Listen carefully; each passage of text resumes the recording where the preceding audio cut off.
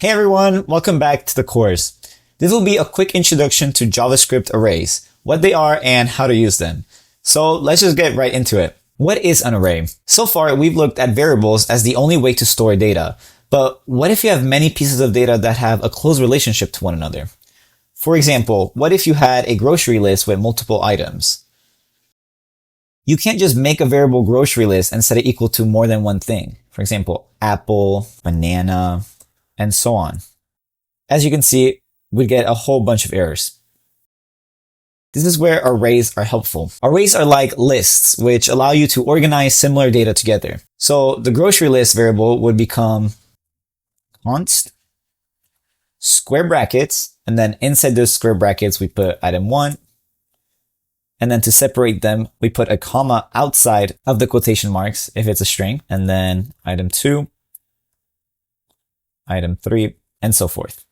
And keep in mind that arrays don't only have to contain strings, they can also contain numbers. Why do we use const?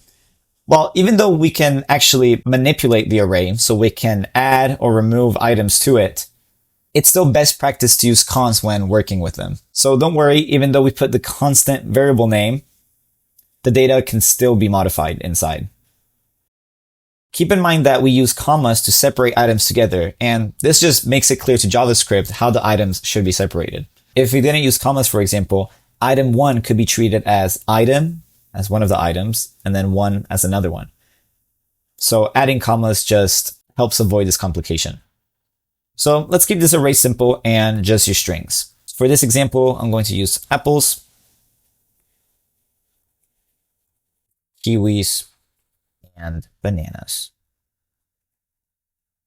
Let's give us a bit more space. Now that we have an array, how can we modify it? Let's have a console.log and put the array inside so we can actually visualize it in the console. So as you can see in the console, it will tell us that this is an object array with 3 items: apples, kiwis, and bananas. JavaScript has a bunch of built-in functions that help us change or modify the values of an array.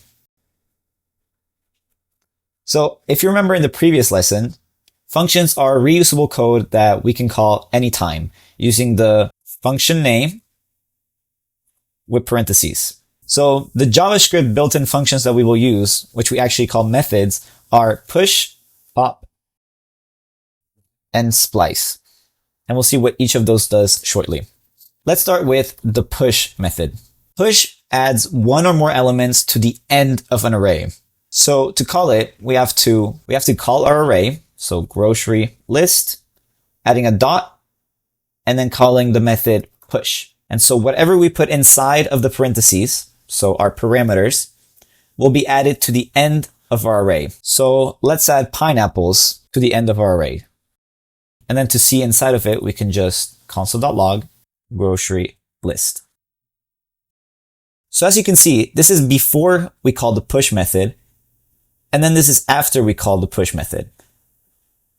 And so pineapples is now at the end of our grocery list array.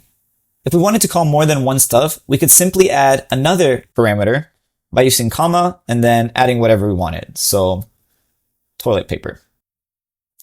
And as you can see, our object array updates and grocery list now has 5 items. Let's specify with a comment that this outputs the original array, and then this outputs modified array. And this is our modifications. Next up, we're going to be looking at the pop method. Pop removes the last element of an array. So if we wanted to delete toilet paper from our grocery list, then we could write grocery list dot pop. And as you can see, now our object array only has 4 things: apples, kiwis, bananas, and pineapples. So even though we added pineapples and toilet paper using the push method, we removed the last item in our array using pop, and therefore we removed toilet paper. Let's specify a little more using comments. Adds pineapples and toilet paper, removes toilet paper. Gonna give us a little more space here. Next, we're going to be looking at the splice method. The splice method gives us a lot more control over our array. It allows us to insert, delete, or replace elements in an array at any position. So the syntax, or the way that we use it, is as follows. We have our array name, so grocery list dot splice. And then here we're going to have a bunch of parameters. The first will be the start index, and this will be the index or the position of our items. So in our original array, we have 3 items: apples, kiwis, and bananas. So the index or the position of them would be 0, 1, and 2. And even though apple is the first items, computers always start counting from 0. So it would be at index 0. Then kiwis being our second would be index 1. And then bananas being our third would be index 2. The second is the delete count. So this is basically the number of elements to remove starting from the start index. And then anything after that will be any new elements to add to the array, again starting from the start index. So let's look at an example. I'm going to remove the pop method just so we can wrap our heads around this a little better. I'm also going to comment this out for better legibility. So let's say we wanted to delete bananas in our grocery list array. We would simply write our array name, so grocery list dot splice, and then bananas is at index 2. And we can count that because apples is 0, kiwis is 1, bananas is 2. So we're going to start at index 2, and our splice will start here. And as you can see, if I don't touch anything, the splice method will delete everything starting at index 2. So everything past kiwis is now deleted. This is where the delete count comes into play. Obviously, we only want to delete bananas, so that's one element. So if we write 1, we can see that everything is kept but bananas. But what if we wanted to delete bananas and pineapples? Then we could remove 2 elements.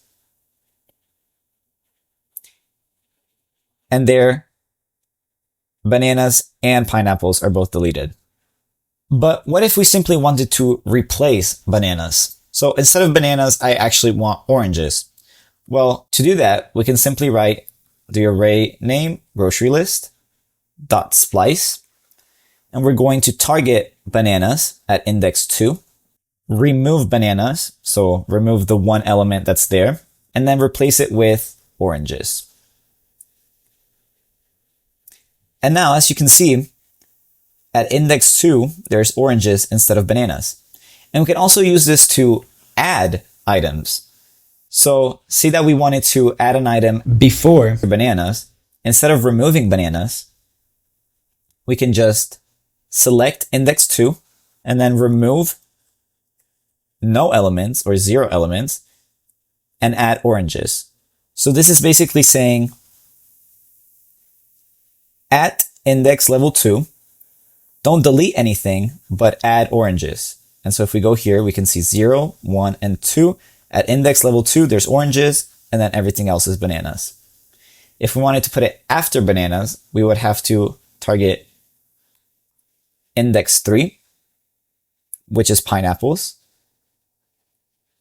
And so it will put it before pineapples, because now this is the new index 3. Remember, there are many more methods for arrays, so if you're particularly curious, I recommend checking out the MDN WebDocs or W3Schools to learn more. I'll say it once again, JavaScript is all about practice, so make sure to go ahead and play around with these concepts to really build your confidence up. You're nearly at the end, so keep at it. I will see you in the next lesson.